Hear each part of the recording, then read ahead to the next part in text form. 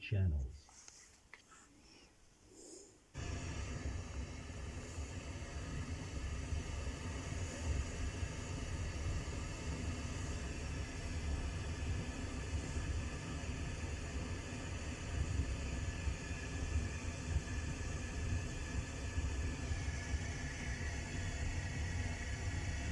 So this is a calibration disc, DTS.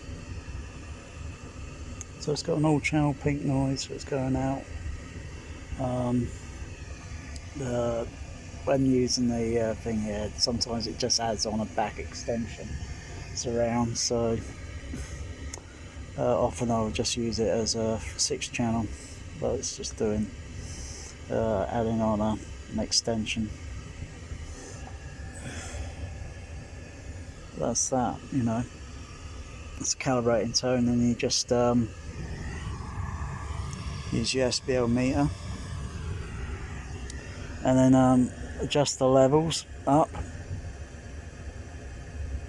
until you've got an 85 dB C reading. Often when you hold the microphone in an upright position, I don't know if the camera can focus. It's not turned on the meter at the moment.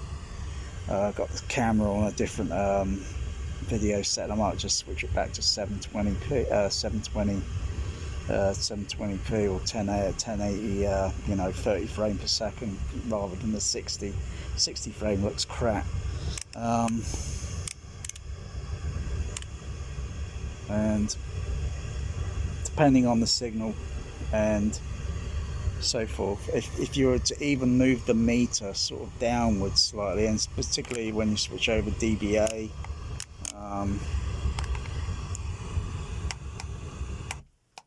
oh, test tone's finished on that. I'll play it again. All channels. Just come on, meter a little bunch, it's a little bit clunky because it's the dial behind the what's it. Okay, so oh, this meter's got a mind of its own. Sorry, it's the copper connections on the they're not making a nice contact on the circuit board, so I'm gonna have to give it a clean up. Otherwise, the meter will still work. Just maintenance. There we go. Shh. That's just me making some noise.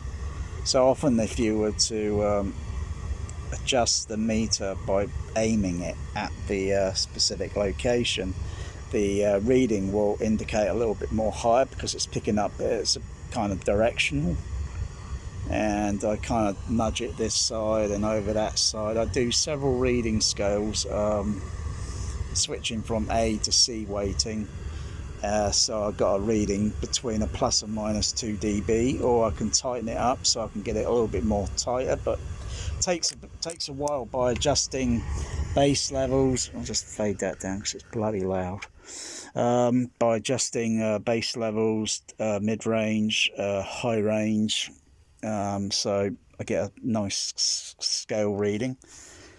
And then I'll just play a film and just see what it looks like, you know, with the film. Is it going to be a very loudish movie? Is it going to be kind of mild? With a nice bit of low end to a mid to high range, or is it just going to be one of these extremely deafening ones that got ridiculously too soft dynamic range sounds? And they're not really dynamic range sounds, they're fabricated. It's bullshit. You know, I could point out a few movies that are just a bit awkward, and simply they need just a little bit of adjustment, just, you know, just for that specific movie, like Jar Jar Abrams and his bloody Star Trek lens flare bloody feast, when Captain Kirk's got holding like a little spaceship thing in his hand in a bar, and it's got like I think sand in it, or it might be salt or pepper, and he sort of sprinkles it, and if you got the center channel, sort of, because it's played in the center channel, if you got the HF horns nicely tuned and such, you just hear this kind of soft sprinkly sound of when he's tipping it out. It's a little bit bloody ridiculously too soft, I think, and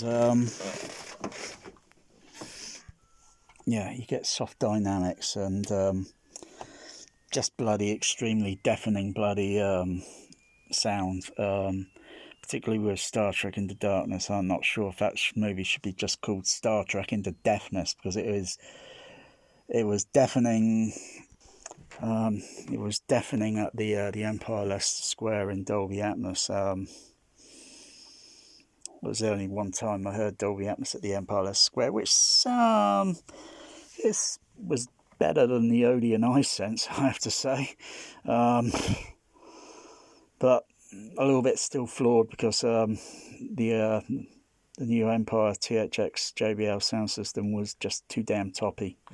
Even if it was 56,000 kilowatt, the original one was only, I think, I don't know, 16 kilowatt. And it sounded a hell of a lot better. It had far better bass range, because they were using more bass bins per screen channel, whereas the other one had less. They might have had more sub-bass speakers, but that doesn't mean shit, because most of the time the bass is carried in the screen channels. Got to pause in between because I've got my cat there being mischief, because this camera is, I think it's a output in high frequency. I need to get an EMI RF detector. He's an alpha male, my cat there. Where's Magic down there? He's a senior and he likes things quiet. Yeah, say like the Odeon iSense Bournemouth, it's crap. It's just bloody top end, sheer bloody damn top end. Even if the Empire had a bit of bass behind the screen for some of the Foley things, but I'm sure if it was retuned and adjusted, the mid-range and high range, and readjusting the levels, because they put the sensitivity where our ears pick up the high frequencies, mids and highs, and if it's you're seeing something that you think you're associated with, you can associate with, you think that sounds exaggerated. You just either put your fingers out in your ears, or you put your earplugs in your ears, for crying out loud, because it's just too damn toppy. And I think maybe I've took my SBL meter to the Empire, maybe, I don't know, I'm thinking once, but I can't remember when. I don't really recall. I took my SBL meter not this one, but another one, same as to the Warner West End, to see Maverick in '92, I think it was, when it reopened. It was playing in one of the THX screens, either screen 5 or screen 7, which were both identical in architectural design, so if you were blindfolded you wouldn't know the difference. But was very disappointed with the JBL THX sound system there. It wasn't like High Wycombe, and it certainly wasn't like the Empire Leicester Square, even though the High Wycombe would probably be more on par with volume size to the auditorium, because the Empire was a lot more larger. It was a premier size auditorium, whereas the Warner wouldn't even fit into that category. It wasn't even a premier size auditorium, but it wasn't that good. It was pretty disappointing. And seeing most of the high range, even reaching up to about 90 dBA, it just was a little bit too much for taking. But how it was tuned at the Empire, I don't know. I never had an SBL meter, but I didn't have to cover my ears, not once, with that sound system. Seeing Indiana Jones there, or Cape Fear and Dolby, Indiana Jones in 70 SR 6-track, or Cape Fear in 35 SR, or Time Cop in DTS, Alive in SRD. All the Star Trek movies, the originals, are 35mm motion picture A-type, and A-type for 70mm. Star Trek 2, 3, maybe Star Trek 4 was SR, and Star Trek 5 was SR. Who knows?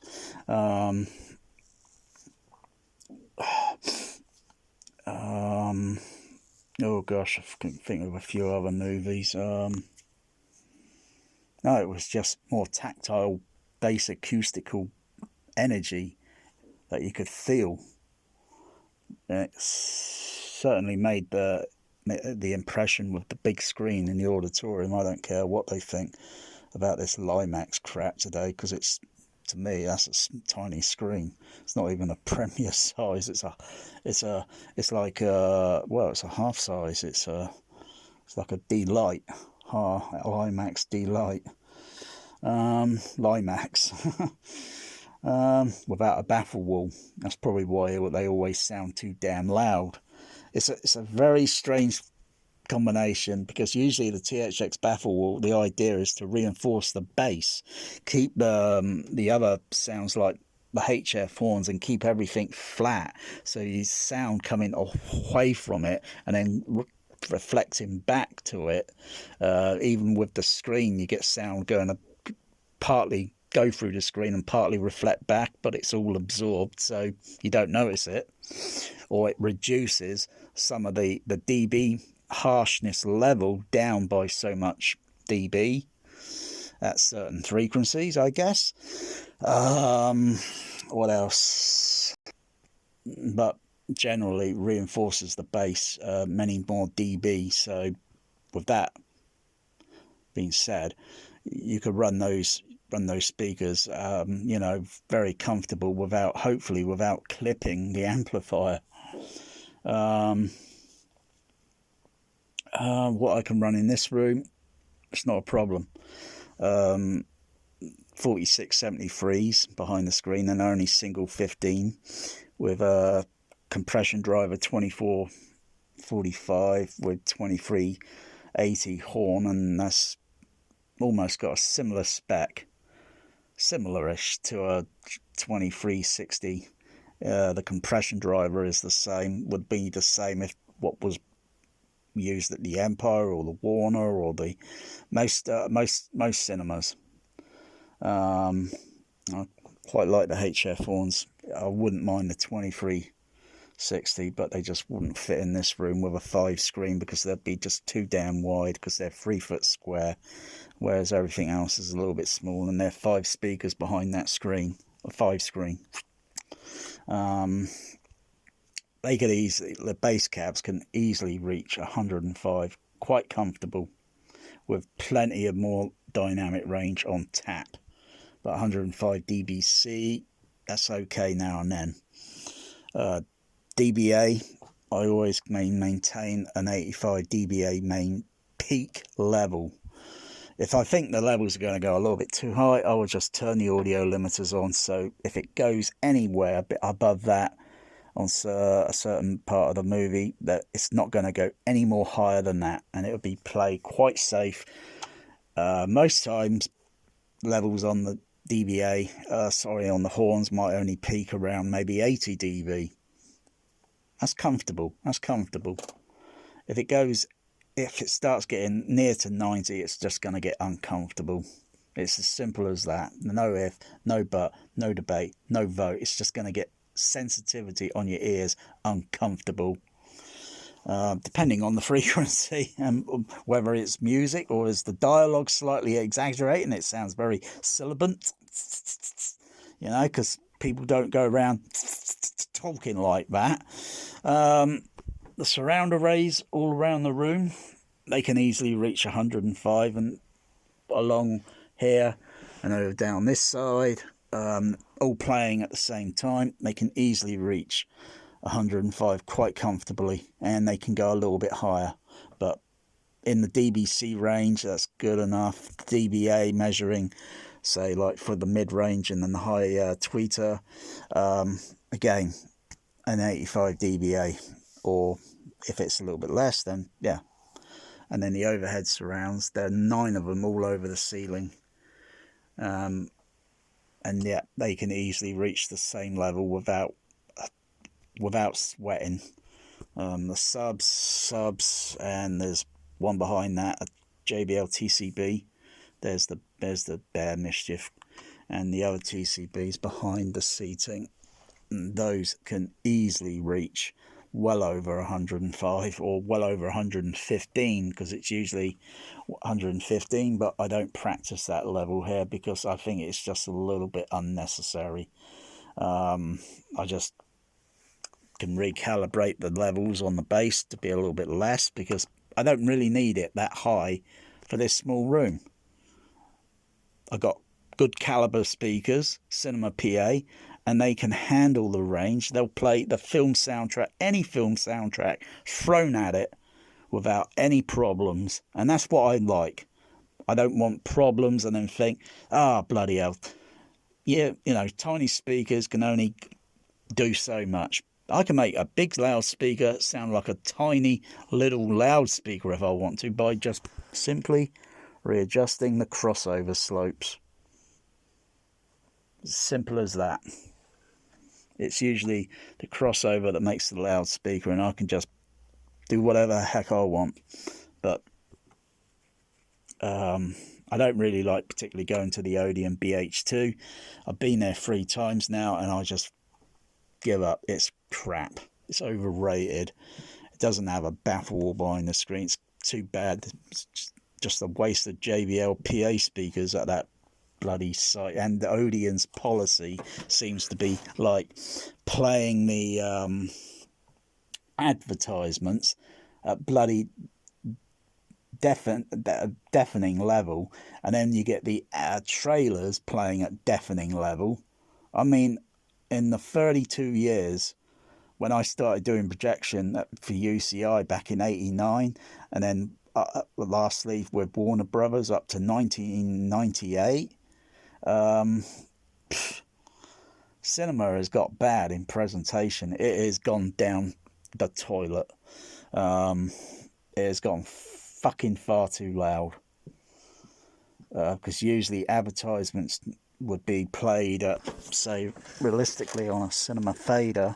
That's fader 7 there. If I set it back here, probably be set between 5 and 6. And then you just take your trailers up just a nudge, and then you play your main feature at 7. It's not really practiced like that anymore. It's just gotten to a point where it's just sheer deafening. Odeon seem to have this policy where they just have to play at sheer deafening level. And that's when the fucking Dolby Atmos trailer plays. It plays at a sheer fucking deafening level. I got to cover my fucking ears or stick my earplugs in. And then you got 2 more fucking advertisements right after that. Total fucking video fucking media in your fucking face and then in your fucking ears. Unacceptable. Unacceptable. Cinema, I tell you, has gone down the fucking toilet. And I'm glad, because I really don't give a shit about going to the fucking cinema. I certainly won't go to see The Matrix 4. Couldn't care less. Anyway, that's enough of the fucking rant, because it's making me fucking swear.